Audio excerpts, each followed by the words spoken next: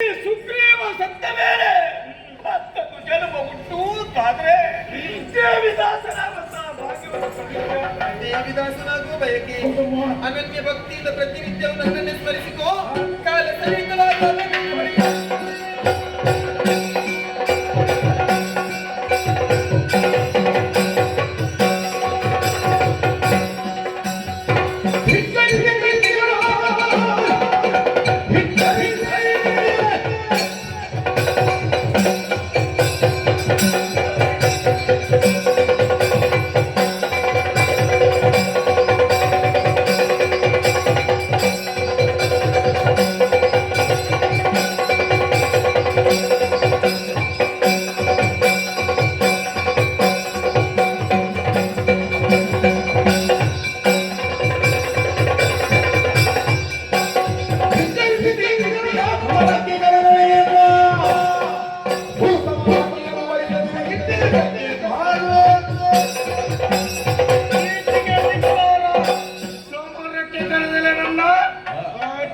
ವರಿಸದಿದ್ದರೆ ನಾನು ಯಾಕೆ ಮಾಡಬೇಕು?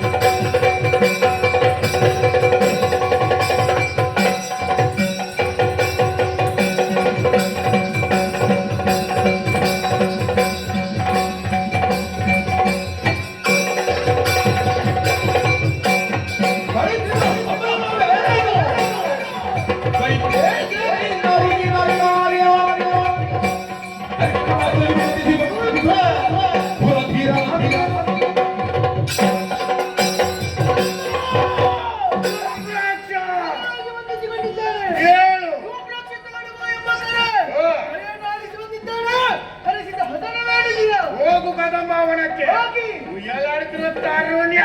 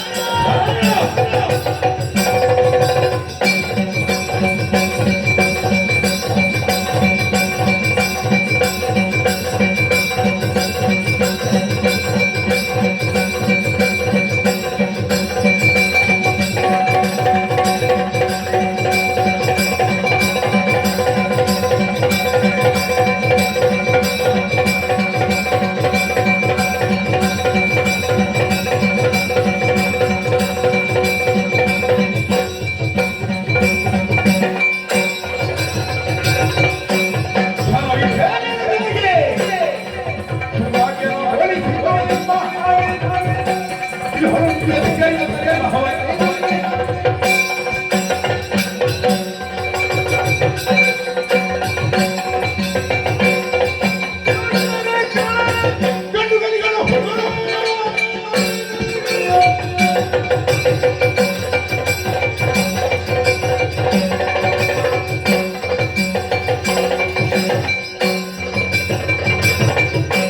ಗಂಡು ಗಲಿಗಳ ರಣವೀರ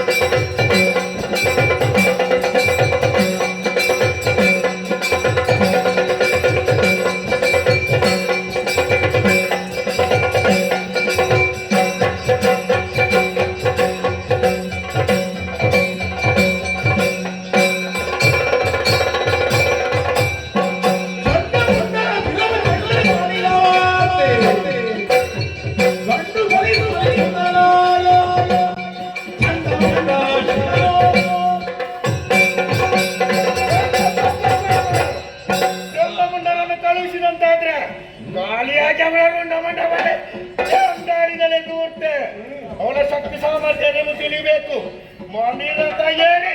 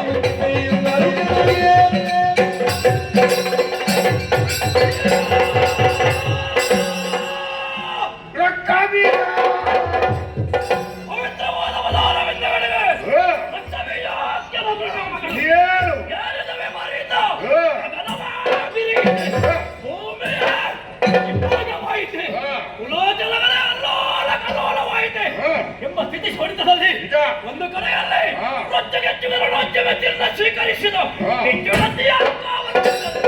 ನಿಮ್ಮನ್ನು ಕಂಡರೆ ಹಳೆಯ ಕಾಲದ ಭೈರವನ ಹಾಗೆ ಸಾಮ್ರಾಕ್ಷರಾಗಿ ವಿಪರೀತ ಸ್ಥಿತಿಯಲ್ಲಿ ಅಪರಿಮಿತವಾದ ಸೇನೆಯನ್ನು ಸೇರಿ ರಥವೇರಿ ಹೊರಟೆಯಲ್ಲ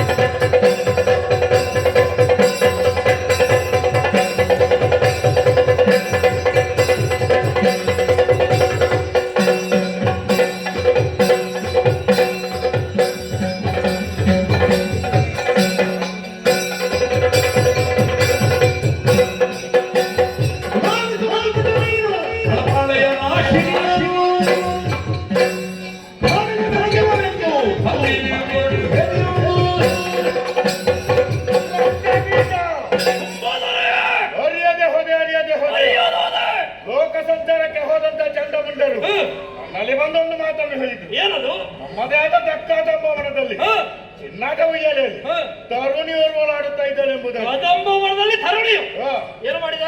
ಪ್ರೀತ ವಿಜಯನ ಮುಂದೆ ವರ್ಣಿಸುವುದಕ್ಕೆ ಮುಂದಾದ್ರು. ಸರಿ, ಹಾಗಾಗಿ ನಾನೊಂದು ತೀರ್ಮಾನಕ್ಕೆ ಬಂದೆ. ಏನು ಪ್ರಭು? ಆಕೆಯನ್ನು ಮದುವೆಯಾಗಬೇಕು.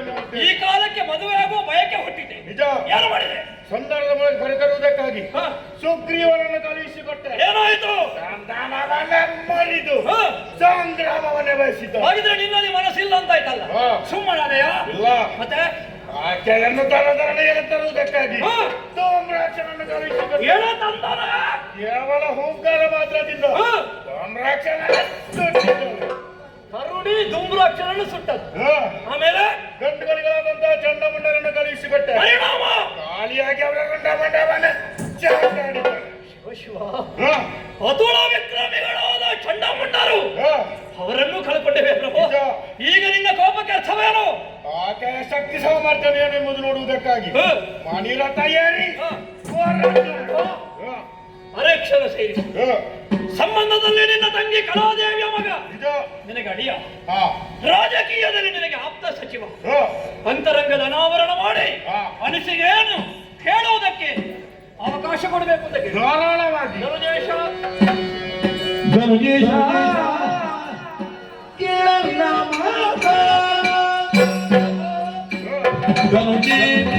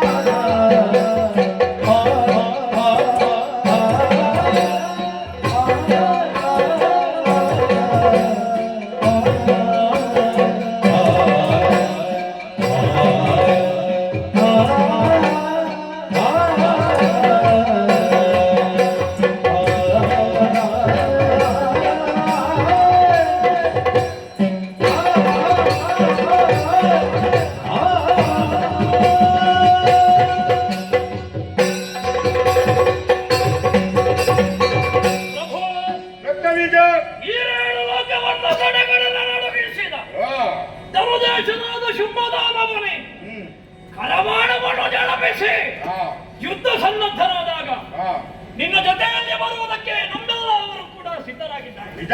ಅವರ ಕೈಯಲ್ಲಿರುವಂತಹ ಆಯುಧವನ್ನು ಮಸೆಯುತ್ತಿದ್ದಾರೆ.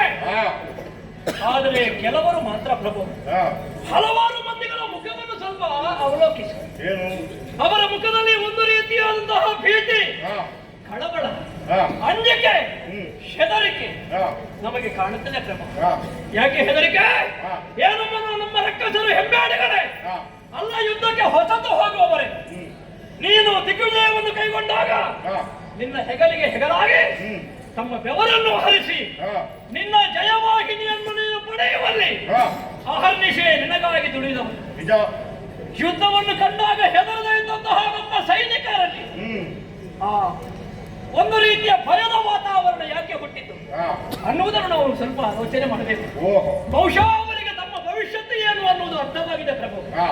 ಯುದ್ಧಕ್ಕೆ ಹೋದಂತಹ ನಮ್ಮವರು ಯಾರು ಮರಳಿ ಬರುವುದಿಲ್ಲ, ಎಲ್ಲರೂ ಯಮನಾಲಯವನ್ನು ಸೇರುತ್ತಿದ್ದಾರೆ. ಹಾಗಿದ್ರೆ ಈಗ ಶುಂಭನ ಜೊತೆಯಲ್ಲಿ ನಾವು ಹೊರಟರೂ ಕೂಡ ನಮ್ಮ ಜೀವನ ಪಯಣ ಇಲ್ಲಿಗೆ ಮುಕ್ತಾಯವಾಗುತ್ತದೆ, ನಮ್ಮನ್ನು ನಂಬಿದಂತಹ ಸಂಸಾರ ಬೀದಿಪಾಲಾಗುತ್ತದೆ ಎಂಬ ಹಾಗೆ ತಮ್ಮ ಭವಿಷ್ಯದ ಕುರಿತು ಆಲೋಚನೆಯನ್ನು ಮಾಡಿ ಒಂದು ರೀತಿಯ ಭಯದಿಂದ ಉಳಿತಾರೆ. ಆದರೆ ನಿನ್ನ ಮುಂದೆ ಬಂದು ಮಾತಾಡುವಂತಹ ಧೈರ್ಯ ಇಲ್ಲ. ಯಾಕೆ?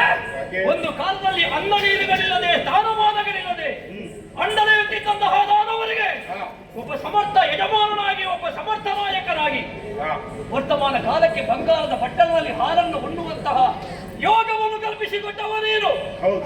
ಶೂನ್ಯದಿಂದ ಇದ್ದಂತಹ ಶೋಣಿತಾಪುರದಲ್ಲಿ ಒಂದು ಪೂರ್ಣತೆಯ ಜೀವನವನ್ನು ಕೊಟ್ಟವ ನೀನು. ನಮಗೆ ಜೀವನವನ್ನು, ನಮಗೆ ಬದುಕನ್ನು ಕೊಟ್ಟ ಧನುಜೇಶನಾದಂತಹ ನಿನ್ನ ಮುಂದೆ ಮಾತಾಡುವಂತಹ ಧೈರ್ಯ ಯಾರಿಗುಂಟು ಪ್ರಭು? ಹಾಗಾಗಿ ನಾ ಅವರ ಮುಖವಾಣಿಯಾಗಿ ಬಂದೆ. ಅದರರ್ಥ ನಾನೊಬ್ಬ ಧೈರ್ಯಶಾಲಿ ಅಂತಲ್ಲ, ಅವರ ಮನಸ್ಸಿನ ಇಂಗಿತವನ್ನು ನಿನ್ನಲ್ಲಿ ಹೇಳುವುದಕ್ಕಾಗಿ ಬಂದಿದ್ದೇನೆ ಪ್ರಭು. ಧನುಜೇಶ ಕೇಳನ್ನ ಮಾತು ಇದು ಆಜ್ಞೆ ಅಲ್ಲ, ವಿನಂತಿ, ವಿನಮ್ರವಾದಂತಹ ಆಜ್ಞಾಪನೆ. ಹಾಗೆ ಪ್ರಭು, ಹ್ಮ್ ಮೃಗಬೇಟೆಗೆ ಹೋದಂತಹ ಚಂಡಮುಂಡರು ಹಾ ಕದಂಬವನಕ್ಕೆ ಹೋದರು. ಅವರಾಗಿ ಹೋದರ ಹಾ ಅಲ್ಲಿದ್ದವಳೆ ಅವಳನ್ನು ಸೆಳೆದಲು ಗೊತ್ತಿಲ್ಲ. ಹ್ಮ್ ಅಲ್ಲಿರುವ ಕದಂಬ ವಾಸಿನಿಯನ್ನು ನೋಡಿದರು. ಹಾ ಅವಳ ಛಲವನ್ನು ಬಂದು ನಿನ್ನಲ್ಲಿ ವರ್ಣಿಸಿದರು. ಹಾ ಹೇಳಿದ್ದು ಚಂಡಮುಂಡರು ಪುಂಡ ಹುಡುಗರು. ಹಾ ಕೇಳುವ ನೀನಾದ್ರೂ ಆಲೋಚನೆ ಮಾಡಬೇಕೇ ಪ್ರಭು. ಹಾ ಚಂಡಮುಂಡರಿಗೆ ಚಂದ ಕಂಡಂತಹ ಹೆಣ್ಮಕ್ಕಳೆಲ್ಲ ಶುಭರಿಗೆ ಚಂದ ಕಾಣಬೇಕು ಅಂತ ಉಂಟೆ. ಹಾ ಅದರಲ್ಲಿಯೂ ಅವಳನ್ನು ನೀನು ಮದುವೆಯಾಗುವ, ನೀನು ಮದುವೆಯಾಗುವಂತಹ ಹೆಣ್ಣು ನಿನ್ನ ಮನೆಯನ್ನು ನಿನ್ನ ಮನವನ್ನು ಮಾತ್ರ ಬೆಳಗುವುದಕ್ಕೆ ಬರುವುದಲ್ಲ. ಹಾ ಶೋಣಿತಾಪುರದ ಸಾವಿರ ಸಾವಿರ ಸಂಖ್ಯೆಯಲ್ಲಿರುವಂತಹ ಅಸುರರಿಗೆ ಹಾ ತಾಯಿಯಾಗಿ ಬರಬೇಕು. ನಿಜ. ಅವರ ಆರೈಕೆಯನ್ನು ಮಾಡಬೇಕು. ಹ್ಮ್ ಹಾಗಾಗಿ ಮದುವೆ ಅನ್ನೋದರಿಂದ ವೈಯಕ್ತಿಕ ವಿಷಯವಾದರೂ ಹಾ ವ್ಯಕ್ತಿಯಾಗಿ ಆಲೋಚನೆ ಮಾಡದೆ ಸಮಷ್ಟಿಯಾಗಿ ಆಲೋಚನೆ ಮಾಡು. ಹಾ ಬಂದಂತಹ ಹೆಣ್ಣು ನಿನ್ನ ಕುಲವನ್ನು ರಕ್ಕಸರನ್ನು ಕೊರೆಯುತ್ತಾಳೆ, ಹಾ ತಾಯಿಯಾಗಿದ್ದಾಳೆ, ಅಲ್ಲ ನಿನಗೆ ಅನುರೂಪಳಾದಂತಹ ಸತಿಯಾಗಿದ್ದಾಳೆ ಹಾ ಅನ್ನುವುದನ್ನು ನೀನು ಆಲೋಚನೆ ಮಾಡಿಲ್ಲ. ಹ್ಮ್ ಒಟ್ಟಿನಲ್ಲಿ ಅವರ ಮಾತನ್ನು ಕೇಳಿ ಭ್ರಮೆಯ ಅಂತೆ. ಹಾ ಏನು ಭ್ರಮೆ ಅಂದ್ರೆ? ಹ್ಮ್ ಭ್ರಮೆ ಮತ್ತು ಭ್ರಮೆ ಎಂಬ ಹಾಗೆ ಎರಡು ವಿಧ. ಹಾ ಯಾವುದು ಉಂಟು ಅಂತ ನಾವು ಭಾವಿಸ್ತೇವೋ, ಸಿಗುತ್ತದೆ ಅಂತ ನಾವು ಭಾವಿಸ್ತೇವೋ, ಅದನ್ನು ಪಡೆಯುವುದಕ್ಕೆ ಹೋಗುವಾಗ ನಮಗೆ ಸಿಗದೇ ಇರುವುದಕ್ಕೆ ಭ್ರಮೆ ಅಂತ ಅರ್ಥ. ಬಾಯಾರಿದ ಕುದುರೆಯೊಂದು ಬಿಸಿಲನ್ನು ಕಂಡು ನೀರು ಅಂತ ಭಾವಿಸ್ತದೆ. ಹತ್ತಿರ ಹೋದಾಗ ನೀರಿಲ್ಲ, ಬಿಸಿಲು, ಅದಕ್ಕೆ ಬಿಸಿಲು ಕುದುರೆ ಅಂತಲೇ ಅರ್ಥ. ಕನ್ನಡಿಯ ಒಳಗಿರುವಂತಹ ಚಿನ್ನದ ಗಂಟು ಬೇಕು ಎಂಬ ಹಾಗೆ ಕೈ ಹಾಕಿದರೆ ಗಾಜು ನಮ್ಮ ಕೈಗೆ ತಾಗಿ ರಕ್ತ ಬರ್ತದೆಯೇ ಹೊರತು ಕನ್ನಡಿಯ ಒಳಗಿರುವಂತಹ ಕಂಡು ನಮಗೆ ಸಿಗುವುದಕ್ಕೆ ಸಾಧ್ಯವಿಲ್ಲ. ಯಾವಳನ್ನು ನೀನು ಮದುವಾಗುವುದಕ್ಕಾಗಿ ನೀವು ಹೊರಟೆಯೋ ಅವಳು ಖಂಡಿತ ನಿನ್ನ ಪಾಲಿಗೆ ಪರಿಚಯಕ್ಕೆ ಆಗ್ತಾಳೆ. ಅವಳು ಚಿನ್ನದ ಗಂಟು ಕನ್ನಡಿಯ ಒಳಗಿರುವಂತಹ ಗಂಟಾಗ್ತಾಳೆ ಹೊರತು ನಿನ್ನ ಪಾಲಿಗೆ ಯಾವತ್ತೂ ಸಿಗುವುದಕ್ಕಿಲ್ಲ. ಅದಲ್ಲ ಅಚ್ಚರಿ. ಮನ್ಮಥನ ಬಾಣ ನಿನ್ನನ್ನು ಇರಿಯಿತು, ಮನ್ಮಥನ ಬಾಣಕ್ಕೆ ನೀನು ನಿನ್ನ ದೇಹವನ್ನು ಒಪ್ಪಿಸಿದೆ. ಇದು ಅಚ್ಚರಿಯಲ್ವೇ ಪ್ರಭು? ಬ್ರಹ್ಮನ ದಂಡವಾಗಲಿ, ಪರಮೇಶ್ವರನ ಶೂಲವಾಗಲಿ, ಹರಿಯ ಚಕ್ರವಾಗಲಿ ಅದನ್ನು ಎದುರಿಸಿ ನಿಂತವನಿ ಅಂತಹ ನಿನಗೆ ಹರಿಯ ಮಗನಾದಂತಹ ಮನ್ಮಥನ ಹೂವಿನ ಬಾಣಕ್ಕೆ ಸಡ್ಡು ಹೊಡೆದು ನಿಲ್ಲುವುದಕ್ಕಾಗಲಿಲ್ಲ ಅಂತಾದ್ರೆ ಇದು ಶುಂಭನ ಶೈಥಿಲ್ಯದ ಮತ್ತೇನು ಪ್ರಭು? ಹರಿಷಡ್ವರ್ಗಗಳು ನಿನ್ನನ್ನು ಆವರಿಸಿದೆ. ಯಾವಾಗ ಹರಿಷಡ್ವರ್ಗಗಳು ನಮ್ಮನ್ನು ಆವರಿಸ್ತದೋ ಆವಾಗ ಕರ್ತವ್ಯ ಶಕ್ತಿ ಕುಂಠಿತವಾಗುತ್ತದೆ, ಮನಸ್ಸು ಚಂಚಲವಾಗುತ್ತದೆ. ಬುದ್ಧಿ ಯಾವತ್ತೂ ಮನಸ್ಸನ್ನು ಪ್ರಚೋದಿಸಬೇಕು, ಮನಸ್ಸು ಬುದ್ಧಿಯ ಮಾತನ್ನು ಕೇಳಬೇಕು. ಅದು ಎರಡು ಜೊತೆಯಾದಾಗ ಮಾತ್ರ ನಮ್ಮ ಜೀವನದಲ್ಲಿ ಚಂದ್ರಕಾಂತಿಯ ಅನುಭೂತಿ ಉಂಟಾಗುತ್ತದೆ. ಮದುವೆ ಆಗುವಂತಹ ಹರೆಯದಲ್ಲಿ ನಿನಗೆ ಯಾವ ಹೆಣ್ಣಿನ ರೂಪವು ನಿನ್ನನ್ನು ಸೆಳೆಯಲಿಲ್ಲ. ಆಗ ನೀ ಮಾಡಿದ್ದೇನು? ಕಾಡಿಗೆ ಹೋದ ವಿಧಾತರನ್ನು ತಪಸ್ಸಿನ ಮೂಲಕವಾಗಿ ಮೆಚ್ಚಿಸಿದೆ. ಅಜೇಯವಾದ ಅಭೇದ್ಯವಾದಂತಹ ವರವನ್ನು ಪಡೆದೆ. ಬ್ರಹ್ಮಚರ್ಯ ವ್ರತ ಅಖಂಡವಾಗಿ ಪಾಲಿಸಿಕೊಂಡು ಬಂದೆ. ಬಾಲ ಬ್ರಹ್ಮಚರ್ಯ ಅಲ್ಲ, ನೈಷ್ಠಿಕವಲ್ಲ, ಅಖಂಡ ಬ್ರಹ್ಮಚರ್ಯ. ವರ್ತಮಾನ ಕಾಲಕ್ಕೆ ದಾನವ ಸಮುದಾಯ ಅನ್ನುವಂತಹ ಭದ್ರ ಭವನ ನಿಂತದ್ದು ದಾನವ ಶುಂಭನ ಬ್ರಹ್ಮಚರ್ಯ ವೃತ ಅನ್ನುವ ಪಂಚಾಂಗದಲ್ಲಿ. ಪಂಚಾಂಗ ಗಟ್ಟಿದ್ರೆ ಮಾತ್ರ ಭವನ ನಿಲ್ತದೆ. ಪಂಚಾಂಗವೇ ಸಡಿಲವಾದರೆ ಭವನವೇ ಬೀಳುವುದಲ್ವೇ? ಈಗ ನಿನ್ನ ಸ್ಥಿತಿಯನ್ನು ಕಂಡಾಗ ಹಾಗೆ ಅನಿಸ್ತದೆ. ಎಷ್ಟು ಎತ್ತರಕ್ಕೆ ನೀವು ಬರಬೇಕು ಅಂತಾದ್ರೆ ನೀನು ಮಾಡಿದಂತಹ ಸಾಧನೆಯನ್ನು ಪ್ರಭು, ಆ ಸಾಧನೆ ಎಂದರೆ ನೀನು ಉತ್ತಮವಾದಂತಹ ಶಿಖರವನ್ನು ಏರಿದ್ದೀರಿ. ಮೇಲೆ ಏರುವುದಕ್ಕೆ ಮಾತ್ರ ನಮಗೆ ಕಷ್ಟ, ಕೆಳಗೆ ಬಿಡಬೇಕು ಅಂತಂದ್ರೆ ಹೆಚ್ಚು ಕಷ್ಟ ಇಲ್ಲ. ನಾವು ಮಾಡುವಂತಹ ಒಂದು ತಪ್ಪು ನುಡಿ, ಒಂದು ತಪ್ಪು ನಡೆ, ಒಂದು ತಪ್ಪು ನಿರ್ಧಾರ ಮೇಲಿಂದ ನಮ್ಮನ್ನು ಕೆಳಕ್ಕೆ ಬೀಳಿಸ್ತದೆ. ಹಾಗಾಗಿ ಪ್ರಸಿದ್ಧಿಗೆ ಬಂದವರು ತಾವಿಡುವಂತಹ ಪ್ರತಿಯೊಂದು ಹೆಜ್ಜೆಯಲ್ಲೂ ಆಲೋಚನೆಯನ್ನು ಮಾಡಬೇಕು ಪ್ರಭು. ಭ್ರಮೆಯಂತೆ ಮನಸ್ಸಿನನ್ನು ನಿನ್ನ ಕಾಮನಿಗೆ ನೀನು ಒಪ್ಪಿಸಿ ಅವಳನ್ನು ಮದುವೆ ಆಗಬೇಕು ಎಂಬ ಹಾಗೆ ಹೊರಟಿಯಲ್ಲ. ಬೇಡ ಪ್ರಭು, ಅವಳು ಯಾವ ಕಾಲಕ್ಕೂ ಕೂಡ ನಿನ್ನ ಪಾಲಿಗೆ ಸಿಗುವುದಕ್ಕಿಲ್ಲ. ಅವಳು ಹೊರವಣಿತೆಯಲ್ಲ, ಹೊರವಣಿತೆಯಲ್ಲ, ಅವಳು ನಯವಣಿತೆ. ನನಗೆ ಬೇಡ ಪ್ರಭು. ರಕ್ತಬೀಜ ಮದುವೆ ಆಗಲಿಕ್ಕೆ ವಯಸ್ಸು ಮುಖ್ಯ ಅಲ್ಲ, ಮನಸ್ಸು ಮುಖ್ಯ. ನನಗೆ ಈಗ ಮನಸ್ಸಾಗಿದೆ, ಹಾಗಾಗಿ ನಾನು ಮದುವೆ ಆಗುವುದಕ್ಕೆ ಸಿದ್ಧನಾಗಿದ್ದೆ. ಚಂಡಮುಂಡರು ಹೇಳಿದ ಬಳಿಕ ನಾನು ಅವಳನ್ನು ಭಾವಿಸಿದ್ದು ಹೇಗೆ? ಆಕೆ ಸಾಮಾನ್ಯ ತರುಣಿ ರಕ್ತಬೀಜ. ಅದುವೇ ತರುಣಿ ಅಲ್ಲ ಪ್ರಭು. ತರುಣಿ ಅಲ್ಲ, ಅವಳ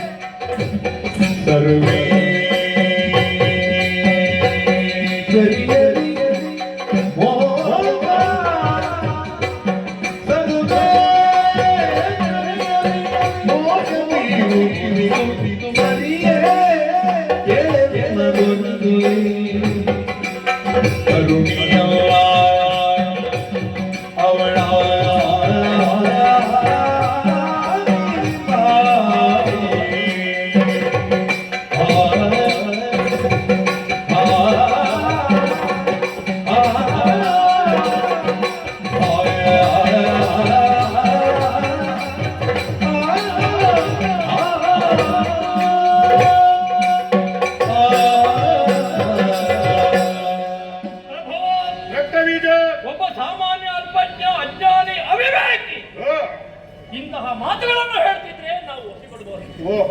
ಶುಂಭ ಅಲ್ಪನಲ್ವಲ್ಲ, ಅಜ್ಞಾನಿ ಅಲ್ವಲ್ಲ, ಅವಿವೇಕಿ ಅಲ್ವಲ್ಲ, ಸಕಲ ಶಾಸ್ತ್ರವನ್ನು ಬಲ್ಲವನೇ, ಸಕಲ ವೇದಗಳನ್ನು ಅಭ್ಯಾಸ ಮಾಡಿದವನೇ, ಸುಜ್ಞಾನಿ ಇದ್ದಿ. ಹಾಗಿದ್ರೆ ಈ ರೀತಿಯಾಗಿ ನೀ ಯಾಕೆ ಮಾತಾಡ್ತೀವೋ ನನಗೆ ಗೊತ್ತಿಲ್ಲ. ತರುಣಿ ಎಂದೆಯ, ಕದಂಬ ವಾಸಿನಿಯನ್ನು ತರುಣಿ ಎಂದೆಯ ಅಲ್ಲ ಪ್ರಭು. ಅಲ್ಪಮತಿಗೆ ನೀನು ಆಲೋಚನೆ ಮಾಡಬೇಡ. ಚಂಡಮುಂಡರು ಕದಂಬ ವಾಸಿನಿಯನ್ನು ನೋಡಿದ್ರು, ತಾವು ಎಷ್ಟನ್ನು ನೋಡಿದ್ದೇವೋ ಅದನ್ನು ಬಂದು ನಿನ್ನಲ್ಲಿ ಹೇಳಿದ್ರು. ನೀನು ಆಲೋಚನೆ ಮಾಡದೆ ಅವಳನ್ನು ನೋಡುವುದಕ್ಕಾಗಿ ಹೊರಟೆ. ಪ್ರಭು, ಈ ಲೋಕದಲ್ಲಿ ನೋಡುವುದು ಬೇರೆ, ಕಾಣುವುದು ಬೇರೆ. ನೋಡುವುದಕ್ಕೆ ಬಹಳ ಸುಲಭ. ಮಾಂಸಾಕ್ಷಿಗಳನ್ನು ತೆರೆದಾಗ ಎದುರಿರುವುದು ಯಾವುದು ಅಂತ ನಮಗೆ ನೋಡುವುದಕ್ಕೆ ಸಾಧ್ಯವಾಗುತ್ತದೆ. ಆದರೆ ಕಾಣಬೇಕು ಅಂತಾದರೆ ಅಂತರಂಗದ ಕಣ್ಣನ್ನು ತೆರೆಯಬೇಕು, ಹೃದಯ ಪುಟವನ್ನು ತೆರೆಯಬೇಕು, ಜ್ಞಾನ ಚಕ್ಷುಗಳಿಂದ ನಾವು ನೋಡಬೇಕು. ಆವಾಗ ಬಂದದ್ದು ನಮಗೆ ಕಾಣುವುದು ಎದುರಿದ್ದದ್ದು ವ್ಯಕ್ತಿಯೋ ಅಲ್ಲ ಅವರದ್ದು ಶಕ್ತಿಯೋ ಎಂಬ ಹಾಗೆ. ಹಾಗಾಗಿ ಕದಂಬ ವಾಸಿನಿಯನ್ನು ನೋಡುವುದಕ್ಕಿಂತಲೂ ನೀನು ಕಾಣುವುದಕ್ಕೆ ಪ್ರಯತ್ನಿಸು. ಆಗ ಅವಳು ಯಾರು ಅಂತ ಗೊತ್ತಾಗುತ್ತದೆ. ಕದಂಬಗಳ ಬಗ್ಗೆ ನನಗೆ ನಾವು ಹೇಳಬೇಕು ಅಂತ ಇಲ್ಲ. ಅದು ದುರ್ಗಮವಾದ ಪ್ರದೇಶ, ಸಾಮಾನ್ಯರಿಗೆ ಹೋಗುವುದಕ್ಕೆ ಸಾಧ್ಯವೂ ಇಲ್ಲ. ಮನೋವೇಗದ ಬಲವೆಯನ್ನು ಹೊಂದಿದಂತಹ ಚಂಡಮುಂಡರು ಹೋದರು. ಪ್ರಭು, ಅಂತಹ ದುರ್ಗಮವಾದ ಪ್ರದೇಶಕ್ಕೆ ನನ್ನಂತಹ 8 ಪ್ರವೇಶ ಮಾಡುವುದಕ್ಕೆ ಹೆದರಿಕೆ ಹುಟ್ಟಿಸುವಂತಹ ಜಾಗದಲ್ಲಿ ಅವಳು ತರುಣೆಯೇ ಹೌದಾದ್ರೆ ಅಲ್ಲಿರುವುದಕ್ಕೆ ಹೇಗೆ ಸಾಧ್ಯ? ಅವಳಿಗೆ ಮದುವೆಯ ಉದ್ದೇಶ ಹೌದಾದ್ರೆ ಅವಳು ಬರಬೇಕಾದ ನಾಡಿಗೆ, ಕಾಡಿಗಲ್ಲ. ಅದರಲ್ಲಿ ಹೆಣ್ಣಾದವಳು ಇರಬೇಕಾದ್ದು ಹೇಗೆ? ಪ್ರಕೃತಿಯ ಧರ್ಮ, ಲೋಕ ಧರ್ಮದ ಹಾಗೆ ಬಾಲ್ಯದಲ್ಲಿ ತಂದೆ ತಾಯಿಗಳ ಆರೈಕೆ, ಮದುವೆಯಾದ ಮೇಲೆ ಗಂಡನ ಆರೈಕೆ, ಮಕ್ಕಳನ್ನು ಹೊಂದಿದ ಮೇಲೆ ಮಕ್ಕಳ ಆರೈಕೆಯಲ್ಲಿ ಹೆಣ್ಣಾದವಳು ಇರಬೇಕಾದ್ದು ಪ್ರಕೃತಿ ಧರ್ಮ. ಆದರೆ ಇವಳಿಗೆ ತಂದೆ ತಾಯಿಗಳು ಯಾರು ಅಂತ ಗೊತ್ತಿಲ್ಲ, ಮದುವೆ ಆಗಿಲ್ಲ, ಪಡೆದ ಮಕ್ಕಳಿಲ್ಲ, ಬಂಧುಬಾಂಧವರು ಹತ್ತಿರ ಇಲ್ಲ. ಆದರೂ ಅವಳಿಗೆ ಭೀತಿ ಇಲ್ಲ. ಯಾರಾದರೂ ಸರಿಯಾಗಿ ನಡೆಯಬೇಕು ಅಂತಾದರೆ ಹೊತ್ತಿಗೆ ಅನ್ನ ಸಿಗಬೇಕು, ಆಹಾರವನ್ನು ಬುದ್ಧಿಸಬೇಕು, ನಿದ್ರಿಸಬೇಕು. ಅವಳು ಉಂಟದ್ದನ್ನು ಯಾರು ನೋಡಿಲ್ಲ, ನಿದ್ರಿಸಿದ್ದನ್ನು ಯಾರೂ ಕಂಡಿಲ್ಲ. ನಿದ್ರೆ ಆಹಾರದ ಒಂದು ರೀತಿಯಾದಂತಹ ಯಾವುದೇ ಉಪಯೋಗವನ್ನು ಪಡೆಯದೆ ಅಲ್ಲಿ ಗರ್ವದಲ್ಲಿ ಕುಳಿತಿದ್ದಾಳಂತಾದರೆ ಅವರನ್ನು ತರುಣಿ ಅಂತ ಹೇಳುವುದಕ್ಕೆ ಸಾಧ್ಯವೇ? ತರುಣಿ ಅಲ್ಲ ಪ್ರಭು, ತರುಣಿ ಅಲ್ಲ. ಅವಳು ಆದಿಮಾಯಿ. ಅಕಾರ ಉಕಾರ ಪಕಾರಗಳು ಸೇರಿದಾಗ ಉಂಟಾಗುವ ಓಂಕಾರ ಸ್ವರೂಪಕ್ಕೆ ಮೂಲ ಸ್ವರೂಪಿಣಿಯಾಗಿ ಕಾಣಿಸಿಕೊಂಡವಳು, ತ್ರಿಮೂರ್ತಿಗಳನ್ನು ಸೃಷ್ಟಿ ಮಾಡಿದವಳು, ತಾನೇ ತ್ರಿಶಕ್ತಿಯಾಗಿ ಸೃಷ್ಟಿ ಸ್ಥಿತಿ ಲಯದಲ್ಲಿ ಅವರಿಗೆ ಸಹಾಯಕರಾದವಳು, ಪ್ರಪಂಚ ಸ್ಥಾಪನೆಗೆ ಕಾರಣೀಭೂತರಾದವಳು. ಮಹಿಷನೇ ಮೊದಲಾದ ರಕ್ಕಸರು ಅಟ್ಟಹಾಸ ಮಾಡುವ ಕಾಲಕ್ಕೆ ಮಹಿಷ ವಧ ಯಾರೆಂದರೂ ಸಾಧ್ಯವಿಲ್ಲ ಅನ್ನುವಂತಹ ಸ್ಥಿತಿಗೆ ಬಂದಾಗ ದೇವತೆಗಳು ತ್ರಿಮೂರ್ತಿಗಳು ಒಂದಾಗಿ ತಮ್ಮ ಅಂತ ತೇಜಸ್ಸನ್ನೇ ಹೊರಗೆ ತೆಗೆದರಂತೆ. ಅದುವೇ ನಭೋಮಂಡಲದಲ್ಲಿ ತೇಜೋಪುಂಜ ಮೂರ್ತಿ ಆಯಿತು. ನಾರಿ ಆಕೃತಿಯನ್ನಾಂತು ತಡೆಗಿಡಿಯಿತು. ಸೂಕ್ಷ್ಮವಾಗಿ ಆಲೋಚನೆ ಮಾಡು. ಆಕಾಶದಿಂದ ಹಿಡಿದು ಬಂದದ್ದು ಹೆಣ್ಣಲ್ಲ, ನಾರಿಯಲ್ಲ, ನಾರಿ ಆಕೃತಿ ಮಾತ್ರ.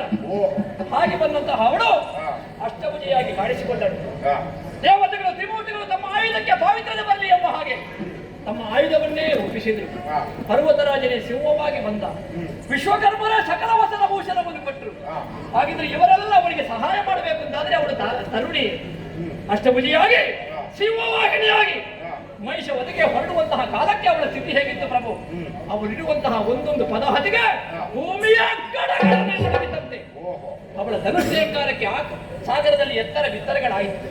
ಅಲ್ಲ, ಅವಳ ಹುಂಕಾರಕ್ಕೆ ಸಪ್ತ ಪಾತಾಳ ಲೋಕವೇ ಗಡಗಡ ನಡುಗಿತು ಪ್ರಭು. ಅವಳು ನಡೆಯುವಾಗ ತಲೆ ಮೇಲಿದ್ದಂತಹ ಸ್ವರ್ಣ ಕಿರೀಟ ಆಕಾಶದಲ್ಲಿ ಸರಳ ರೇಖೆಯನ್ನು ಎಳೆಯಿತು. ಹಾಗಿದ್ರೆ ಅವಳ ವ್ಯಾಪ್ತಿ ಏನು? ಭೂಮಿಯೊಬ್ಬ ಪಾತಾಳವನ್ನು ಆಳಿದಂತಹ ವಿಶ್ವವಿರಾಟ ಸ್ವರೂಪಿಣಿಯಾಗಿ ಕಾಣಿಸಿಕೊಂಡಳು. ಹಾಗೆ ಹೋದಂತಹ ಅವಳು ಅವಧ್ಯನಾದಂತ ಮಹಿಷರನ್ನು ಒದಗಿಸಿ ವಿದುಷರಿಗೆ ತ್ರಿವಿಷ್ಣುವನ್ನು ಒದಗಿಸಿ ಅನಂತದಲ್ಲಿ ಅನಂತಳಾಗಿ ಹೋದಳು. ಧರ್ಮ ಸ್ಥಾಪನೆಯನ್ನು ಮಾಡಿದಳು. ಕಾಲಾಂತರಕ್ಕೆ ಶುಂಭಾನುಶುಂಭರಾದಂತಹ ನಿಮ್ಮ ಪ್ರವೇಶ, ನಿಮ್ಮ ಜೊತೆಯಲ್ಲಿ ನಾವು ಕೂಡ ಮಾಡಿದ್ದು ಅದನ್ನೇ ಅಲ್ವೇ ಅನ್ಯಾಯ. ಯಾವುದು ನಮಗೆಲ್ಲ ವರವೋ ಅದು ದೇವತೆಗಳಿಗೆ ಶಾಪವಾಗಿ ಹೋಯಿತು. ಮಹಿಷನಿಗೂ ನಮಗೂ ಒಂದು ವ್ಯತ್ಯಾಸ ಉಂಟು. ಮಹಿಷ ಬಂದು ಸಾಯುವಲ್ಲಿಯವರೆಗೆ ಜನಾದರೂ ಇದ್ರು, ನಾವು ಬರುವಾಗ ಅದು ಇಲ್ಲ. ಇವತ್ತು ಇಷ್ಟಿರುವುದು ನಮ್ಮ ಯೋಗ ಭಾಗ್ಯ ಅಂತ ನಾವು ಭಾವಿಸಬೇಕು. ಯಾಕೆ? ನಿನ್ನ ದುಡುಕುತನ.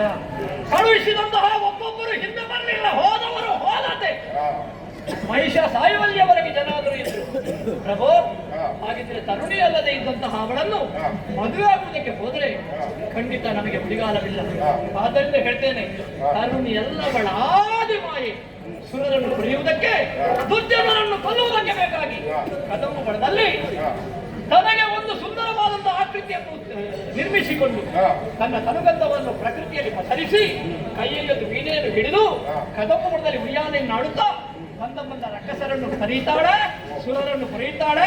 ನೀನು ಹೆಣ್ಣಿನಲ್ಲಿ ವ್ಯಾಮೋಹವನ್ನು ತಾಡು, ಸರ್ವೇಶ್ವರಿಯಲ್ಲಿ ಮೋಹ ತರವೇ. ರಕ್ತ ಬೀಜ ಹಾಗಂತ ನನ್ನ ಮುಂದೆ ಪರಾಕ್ರಮ ಅವಳು ಎಲ್ಲಿ ತೋರಿಸಿದ್ದಾರೆ? ತೋರಿಸಿಲ್ವಾ? ಕಳುಹಿಸಿಕೊಟ್ಟಿದ್ದೇನೆ ನಾನು ಧೂಮ್ರಾಕ್ಷನನ್ನು. ಹೌದು. ಏನಾಯ್ತು? ಧೂಮ್ರಾಕ್ಷನಿಗೆ ಮೊದಲು ಹೋದವ ಯಾರು ನಿನ್ನ ಬಗ್ಗೆ ಹೇಳುವುದಕ್ಕೆ? ಸುಗ್ರೀವ ಹೋದ, ನಿನ್ನ ಬಗ್ಗೆ ಹೇಳಿದ. ಅದನ್ನು ಕೇಳಿದವಂತ ಅವಳ ಮುಖದಲ್ಲಿ ಒಂದು ಮುಗುಳಿನಗೆ. ಸುಗ್ರೀವ ಸತ್ತ, ಮತ್ತೆ ಬದುಕಿದ. ಯಾರು ಕೊಂದದ್ದು ಬದುಕಿಸಿದ್ದು? ಅವಳೇ. ನನಗೆ ನಿಗ್ರಹಾಣುಗಳ ಶಕ್ತಿ ಉಂಟು ಅನ್ನುವುದು ಶುಭ ತಿಳಿಯಲಿ ಎಂಬ ಕಾರಣಕ್ಕೆ ಸುಗ್ರೀವನ ಪ್ರಕರಣ. ಹೋಗುವಾಗ ನಿನ್ನ ದೂತ, ಬರುವಾಗ ದೇವಿದಾಸ, ಈಗ ಅವಧೂತನ ಹಾಗೆ ದೇವಿ ಮಹಾತ್ಮೆ ಅಂತ ಹೇಳಿಕೊಂಡು ತಿರುಗುತ್ತಾ ಇದ್ದಾರೆ. ಆಮೇಲೆ ಹೋದವ ಧೂಮ್ರಾಕ್ಷ. ಹೋಗುವಾಗ 60,000 ಮಂದಿ ರಕ್ಕಸರನ್ನು ಕರ್ಕೊಂಡು ಹೋದ. ಧೂಮ್ರಾಕ್ಷರಲ್ಲಿ ಯುದ್ಧವನ್ನು ಮಾಡಿಲ್ಲ, ಆಯುಧವನ್ನು ಪ್ರಯೋಗ ಮಾಡಿಲ್ಲ. ಹುಂಕಾರದಲ್ಲಿ ಧೂಮಾವತಿಯಾಗಿ ಧೂಮ್ರಾಕ್ಷರನ್ನು ಸುಟ್ಟಿದ್ದರು. ಅವರ ಬಳಿಯಲ್ಲಿದ್ದ ಸಿಂಹ 60,000 ರಕ್ಕಸರ ಪ್ರಾಣವನ್ನು ಹೀರಿತು. ಆಮೇಲೆ ಚನ್ನಮುಂಡರು ಭದ್ರ ಗಾಳಿಯಾಗಿ ಚನ್ನಮುಂಡರನ್ನ ಅಲ್ಪನೆ ಧೂಮ್ರರೋಚನ ಕಾಲಿ ಮಾಡಿದರು. ಚನ್ನಮುಂಡರು ಇಷ್ಟು ಸಾಕ್ಷಿಯನ್ನು ಸಾಕಲ್ವೇ ಪ್ರಭು? ರಕ್ತ ಬೀಜ ನಿನ್ನ ಮಾತುಗಳನ್ನು ಕೇಳುವಾಗ ಅವಳ ಬಗ್ಗೆ ಚೆನ್ನಾಗಿ ಅರಿತಿ ನಿಂತಾಯ್ತು. ಕೇಳಿದಿರಿ. ಹಾಗಂತ ನಿನ್ನ ಕಡೆಯ ನಿರ್ಧಾರ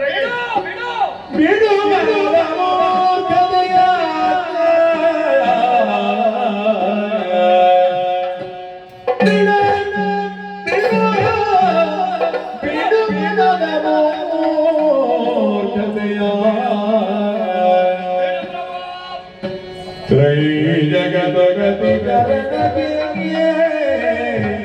ಭಕ್ತಿ ಒಡ ಜಗದೊಡದೆ ಕರನಗೆ ಭಕ್ತಿ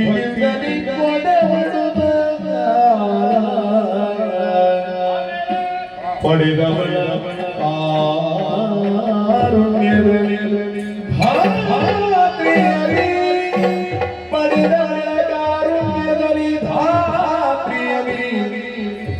ಜಡಜಪಿಯಲ್ಲಿ ತನ ಬರದ ತೆರಗನೆ ಪಡೆದು ತೆರದಲ್ಲಿ ಪಡೆದು ಬಿಡು ಮನದ ಮೂರ್ಖತೆಯ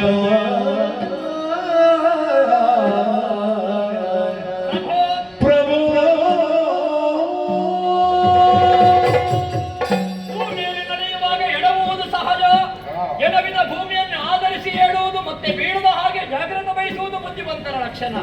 ನಿನ್ನ ಜ್ಞಾನಕ್ಕೆ ಅಜ್ಞಾನದ ಪರದೆ ಮುಸುಕಿದೆ. ಸೂರ್ಯನಿಗಾದರೂ ಗ್ರಹಣ ಹಿಡಿದಾಗ ಅವನ ಬೆಳಕು ಭೂಮಿಯನ್ನು ಪ್ರತಿನಿಧಿಸುವುದಿಲ್ಲ. ಶೋಣಿತಾಪುರದ ಜಯ ಸೂರ್ಯ ನೀನು. ನಿನಗೆ ಅಜ್ಞಾನ ಅನ್ನುವಂತಹ ಮೋಡ ಕವಿದಿದೆ, ಅದನ್ನು ಸರಿಸು. ಬಿಡು ಮನದ ಮೂರ್ಖತೆಯನ್ನು. ಅವಳನ್ನು ಕಾಣುವ ಪ್ರಯತ್ನ ಪಡು ಪ್ರಭು. ಯಾವನೇ ಆಗಲಿ ಪುರುಷನಾದವ ಬಯಸುವುದು ಯಾವುದನ್ನು? ಹಾ. ಹೆಣ್ಣು, ಹೊನ್ನು, ಮಣ್ಣು. ಹೆಣ್ಣು ಬೇಕು ಅಂತಾದ್ರೆ ಮೂರು ಲೋಕದಲ್ಲಿ ಶುಂಭನನ್ನು ಬಯಸುವವರು ಎಷ್ಟೋ ಮಂದಿದ್ದಾರೆ. ಹಾ. ಹೊಣ್ಣಿನ ಆಸೆ ಕುಬೇರನ ಭಂಡಾರ ಬಂಡೆ ಸೂರ್ಯಗೊಂಡವ. ನಿಜ. ಹೊಣ್ಣಿನ ಆಸೆ ಹಾ. 14 ಲೋಕವೇ ನಿನ್ನ ಸ್ವಾಧೀನವಾಗಿದೆ.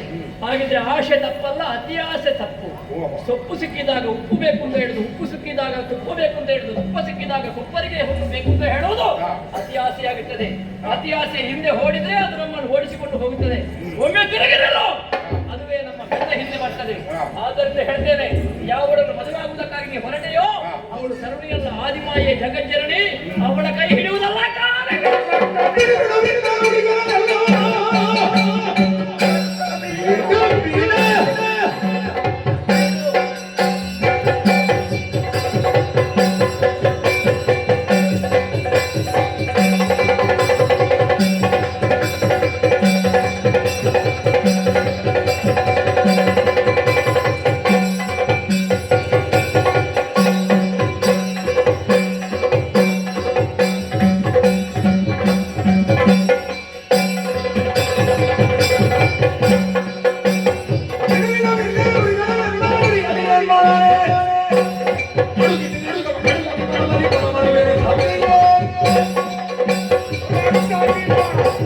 ನಾನು ನಿನ್ನ ಅಳಿಯ. ಮುಂದೆ ಬಾ. ಗದರಿಸುವುದು ಯಾಕೆ? ನಾನೇ ಬರ ಕೆಟ್ಟವ. ಮಾವ. ನಿನ್ನ ಕಪಾಲಕ್ಕೆ ಬಾರಿಸ್ತೇನೆ. ಏನು ನಿನಗೆ ಮಾವ ಅಂತ ಸಲಿಗೆಯ? ಕಪಾಲಕ್ಕೆ ಬಾರಿಸದೆ ಉಪಾಯ ಇಲ್ಲ. ಏನು ಮಾಡುದು? ಮುಚ್ಚಿ ಬಾಯಿ ಮುಚ್ಚಿ ಆಯ್ತು. ಮುಚ್ಚಿ ಬಾಯಿ.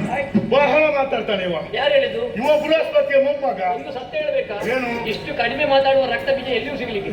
ಮುಚ್ಚಿ ಬಾಯಿ. ಇನ್ನು ವೇದ ವಾಕ್ಯನ ಅರಿತಾವಲ್ವಾ?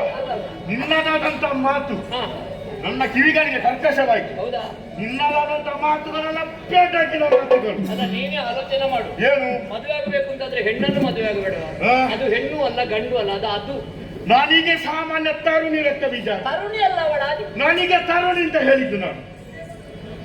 ಹಾಗಾಗಿ ನಾನು ಹೇಳ್ತಾ ಇದ್ದೇನೆ, ನೀನು ಇಷ್ಟೆಲ್ಲ ಮಾತಾಡಿದ್ದೆ ಯಾಕೆ ಗೊತ್ತು? ಯಾಕೆ? ಅವಳು ಜಗತ್ತನ್ನು ಪಡೆಯುವವಳು ಅಂತಾದ್ರೆ ಹೌದು. ಶುಂಭ ನೀನು ಮಾಡಿದ್ದು ತಪ್ಪು ಅಂತ ಬಂದು ಯಾಕೆ ಹೇಳಿಲ್ಲ? ದೇವರ ಬಳಿಗೆ ಭಕ್ತರು ಹೋಗಬೇಕು ಹೊರತು ದೇವರೇ ಬರುವ ಕ್ರಮ. ನನ್ನ ಮನೆಗೆ ನೀವೀಗ ಹೋಗು, ಹಾ. ಜಯ ಜಯ ಅಂತ ಹೇಳು. ನಿನ್ನನ್ನು ಉಳಿಸದಿದ್ರೆ ಮತ್ತೆ ಅಂತ ಬದುಕು ನನಗೆ ಬೇಡ, ಗೊತ್ತಾಯ್ತಲ್ಲ? ಎಲ್ಲಿ ಬಾಗಬೇಕು ಅಲ್ಲಿ ಬಾಗಬೇಕು, ಎಲ್ಲಿ ಬೀಗಬೇಕು ಅಲ್ಲಿ ಬೀಗಬೇಕು. ಬೀಗುವಲ್ಲಿ ಬಾಗಬಾರ್ದು, ಬಾಗುವಲ್ಲಿ ಬೀಗಬಾರ್ದು. ಮೊದಲು ಬಾಗಿ ಹಾಕಿದೆ ನಾನು, ಹೌದು. ಈಗ ಬಾಗುವುದಕ್ಕೆ ಮುಂದಾಗುವುದಿಲ್ಲ. ಯಾರಿಗೆ ಬಾಗಿದ್ರೆ ಏನು? ಬ್ರಹ್ಮದೇವರ ವರವನ್ನು ಪಡೆಯಲಿಲ್ವಾ? ಅದು ಬ್ರಹ್ಮನ ತಾಯಿ, ಆಗಿದ್ರೆ ಬಾಗಬಹುದ? ಯಾರು ಹೇಳಿದ್ದು ನಿಮಗೆ? ನಾ ಹೇಳುದು. ನಾನು ಹೇಳುತ್ತಾ ಇದ್ದೇನೆ, ಹಾ. ನನ್ನ ಮನೆಗೆ ಬೆಂಕಿ ಕೊಟ್ಟು ಅವಳನ್ನಾಗುವುದು ಬೇಡ. ಇದಕ್ಕಿಂತ ಮೊದಲು ಹೋದವನು ಹಾ. ಬರಲಿಲ್ಲ ಎಂಬುದಾಗಿ ನಿನಗೆ ಭಯ. ಹಾಗಾಗಿ ಹೇಳುತ್ತಾ ಇದ್ದೇನೆ, ನಮ್ಮಲ್ಲಿ ಕೆಲವರಿದ್ದಾರೆ ಶುಂಭನೆ ದೇವ ಅಂತ ಹೇಳುದು ಊಟ ಮಾಡಿ ಮಲಗುದು. ಹೌದು. ಅಂತವರ ಪಂಕ್ತಿಗೆ ಸೇರಿದವ. ನಾವು ಮಲಗುತ್ತಿದ್ರೆ ಇಷ್ಟು ಬಂದು ಮಾತಾಡ್ತೇನೆ. ಹರಿತವಾದ ಕಡಿಗೆ ಅಲ್ಲಿ ಇಡು, ಹಾ. ಸೀರೆಯನ್ನು ಉಡು, ಹಾ. ರಣ ಹೇಳಿ ನಪುಂಸಕ.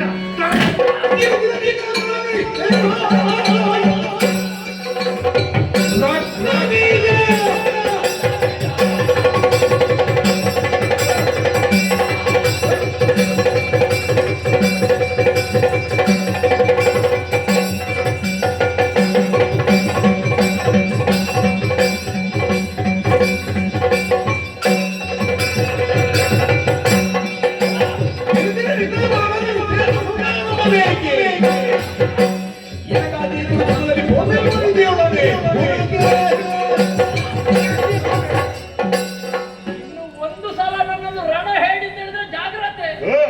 ಉಳಿದವರು ಹೇಳ್ತಿದ್ರೆ ನಾನು ಕಪಾಲಕ್ಕೆ ಬಾರಿಸ್ತಾ ಇದ್ದೆ. ಓಹೋ, ಏನು ಮಾಡುವ? ಏ, ಒಂದು ಸತ್ಯ ಗೊತ್ತಾಯ್ತು. ಏನು? ಯಾವ ಜಾಗದಲ್ಲಿ ಧರ್ಮ ಚಲಾವಣೆಯಲ್ಲಿಲ್ವೋ ಹಾ. ಅಲ್ಲಿ ಧಾರ್ಮಿಕ ಉಪನ್ಯಾಸ ಮಾಡಬಾರ್ದು. ಓ. ನನ್ನ ಮಾತನ್ನೆಲ್ಲ ಹಿಂದೆ ತಕೊಂಡೆ. ಹಾ. ಇದುವೇ ನಿನ್ನ ಕೊನೆಯ ಆಶಯ. ಕೊಡಿಸು. ಜಯಶೀಲನಾಗಿ ಬಾ. ನನಗೆ ಬಂದಿದೆ ಓಟಿ ದೈವವ